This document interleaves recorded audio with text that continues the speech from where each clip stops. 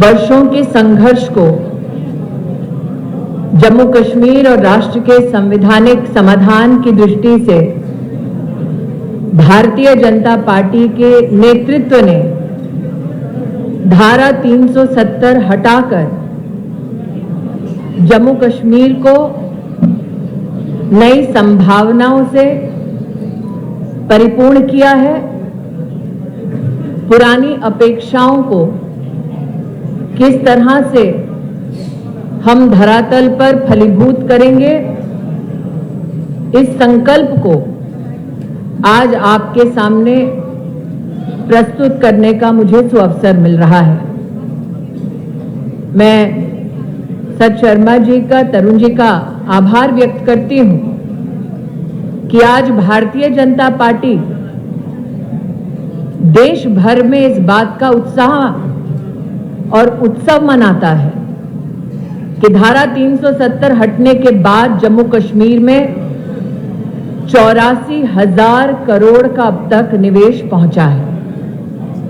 भाजपा के कार्यकर्ताओं का ये गौरव है कि नरेंद्र मोदी सरकार के चलते जम्मू कश्मीर को न सिर्फ IIM, IIT और एम्स की सौगात मिली, बल्कि साथ ही जम्मू कश्मीर के नौजवानों को मुद्रा योजना के माध्यम से सशक्त करने वाली भाजपा की सरकार आज इस बात का गर्व करती है कि मात्र साल 2023-24 का अगर आप आंकड़ा देख लें तो 3 लाख नौजवानों को जम्मू कश्मीर में 8,000 करोड़ रुपए की मदद मुद्रा के माध्यम से मोदी सरकार ने सुनिश्चित कराई।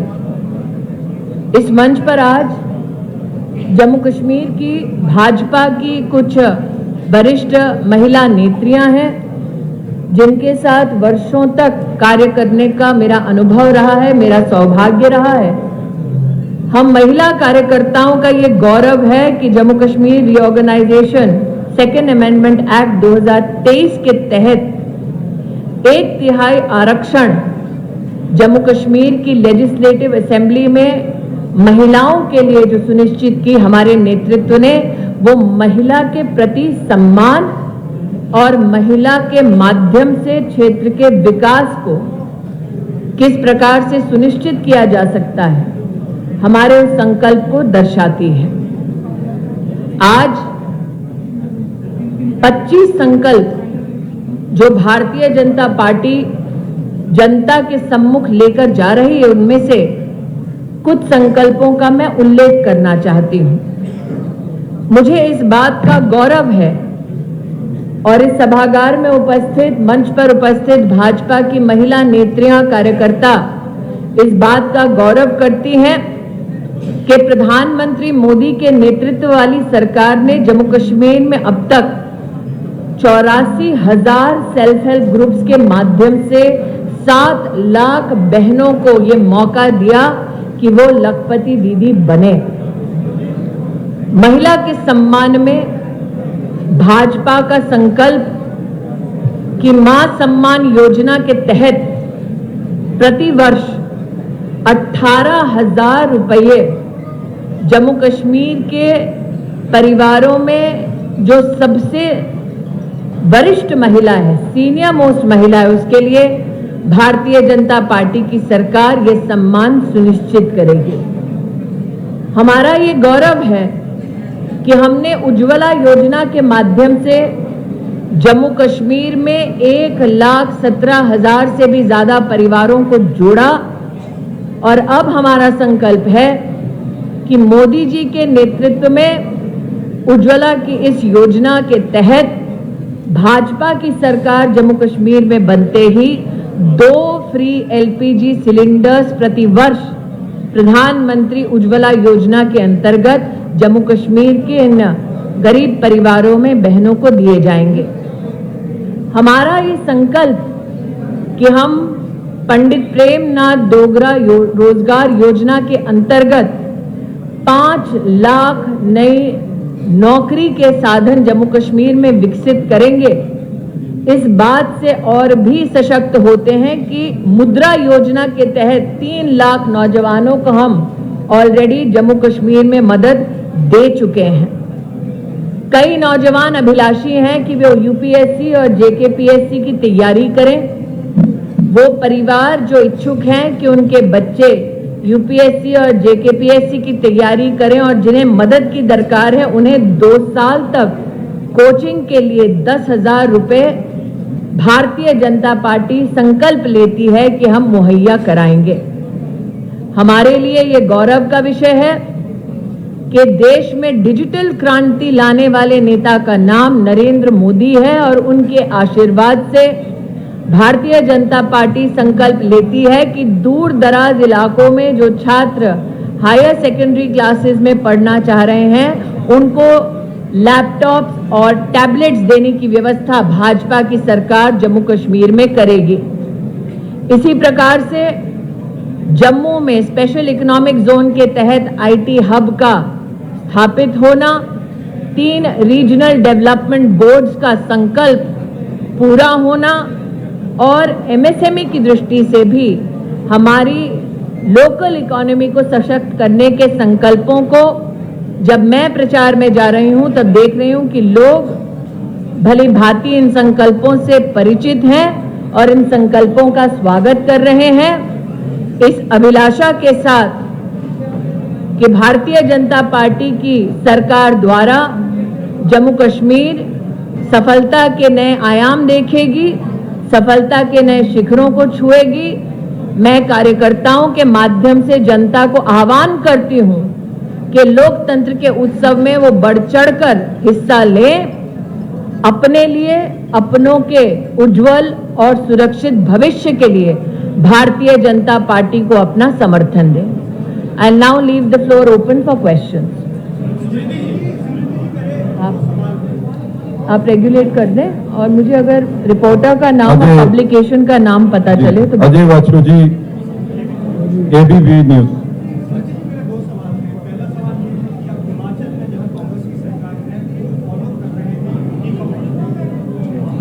जम्मू कश्मीर से अगर कोई संबंधित प्रश्न हो तो मुझे लगता है कि जस्टिस होगा पहले जम्मू कश्मीर के सवालों का जवाब दे दें।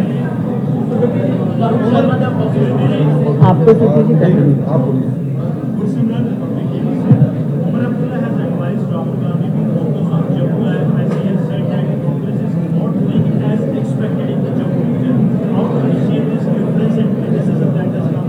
Umar Abdullah has just announced that Rahul Gandhi has failed in Jammu, thereby announced that the Congress party is losing.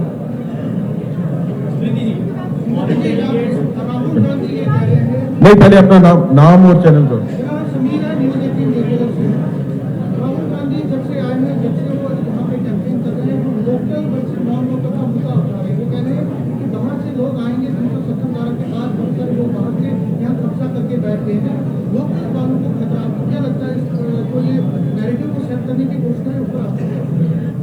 Congress party देश को कई मुद्दों पर विभाजित करने का दुस्साहस कर रही है।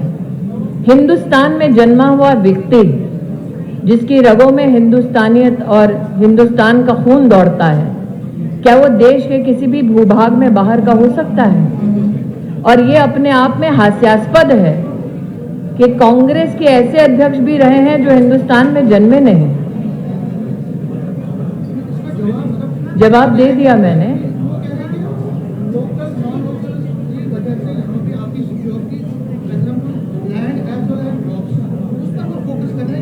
मैं उनके इंफॉर्मेशन के लिए बता दूं, 3 लाख नौजवानों को मुद्रा का 8,000 करोड़ का समर्थन मिलना मतलब 3 लाख नौजवानों ने लोकली अर्थव्यवस्था को सुदृढ़ किया है।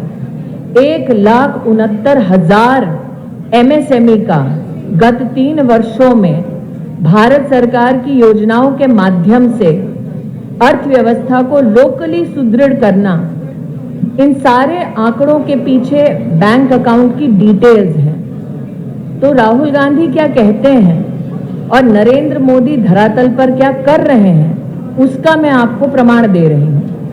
कांग्रेस अपने इस प्रकार के प्रचार में कितनी फेल हो रही है ये आप उमर अब्दुल्ला के ही स्टेटमेंट से तय कर सकते हैं। रोहानी जी व्यूज टुडे से बोल।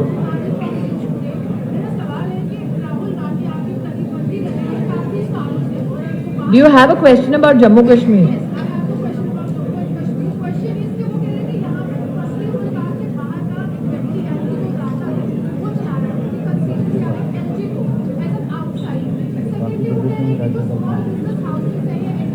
Wherein, again, if you talk about the Indian Constitution, जो राहुल गांधी का आजकल राजनीतिक हथियार है, भारत के संविधान में कहाँ लिखा है कि भारतीय अपने ही देश में बाहर का कहलाया जाएगा? कांग्रेस पार्टी का ये बयान भारत के संवैधानिक और लोकतांत्रिक मूल्यों के खिलाफ है। क्या हम अपनों में पराये हो जाएंगे?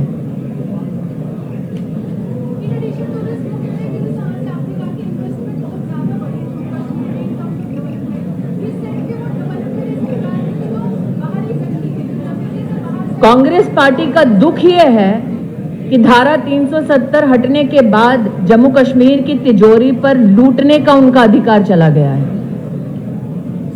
व्हाट्सएप सर, एक मिनट। व्हाट्सएप। हाँ जी, नाम और चैनल। जम्मू कश्मीर का कोई सवाल हो तो वो करें। आप तेजी जी, यू हैव टू रेगुलेट वहाँ से। हाँ जी।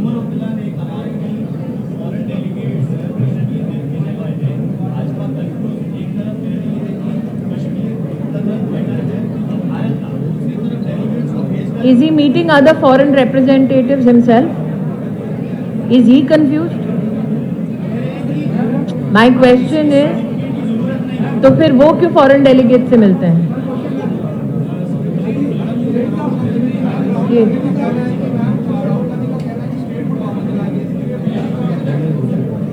भारतीय जनता पार्टी ने संसद में स्टेटहुड रेस्टोरेशन का संकल्प बोल दिया है। प्रधानमंत्री जी ने, गृह मंत्री जी ने और सुप्रीम कोर्ट में भारत सरकार के प्रतिनिधि सॉलिसिटर जनरल ने विधिवत लिखित अपना स्टैंड रजिस्टर कर दिया है। स्टेटहुड के विषय में कांग्रेस का प्रॉमिस है आंदोलन और बीजेपी का संकल्प है रेस्टोरेशन। फर्क ये है कि केंद्र में बीजेपी की सरकार है जो इस संकल्प को पूरा कर सकती है, कांग्रेस की सरकार नहीं है। बस ठीक है।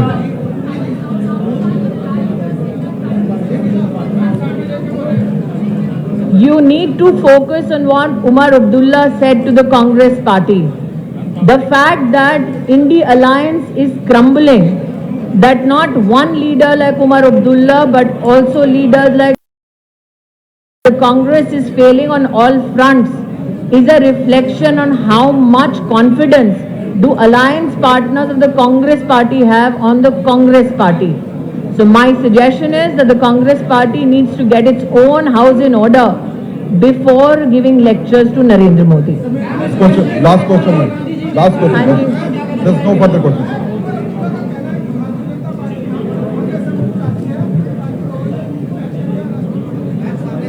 क्या उमर अब्दुल्ला साहब ने हार मान ली है? क्योंकि पहले तो कह रहे थे उनकी पूर्ण बहुमत आ रही है। भारतीय जनता पार्टी हर मन से कह रही है कि हम सरकार बनाएंगे। हमारे यहाँ पर पॉलिटिकल स्टैंड का डाइल्यूशन नहीं हुआ है। उमर साहब का ये कहना अपने आप में आपको संकेत है कि उन्हें अपनी हार साफ दिखाई दे रही है। देश दुनिया की हर खबर सबसे पहले देखने के लिए फॉलो करें Dainik Savera TV, YouTube, Facebook, Instagram, X और व्हाट्सएप चैनल पर।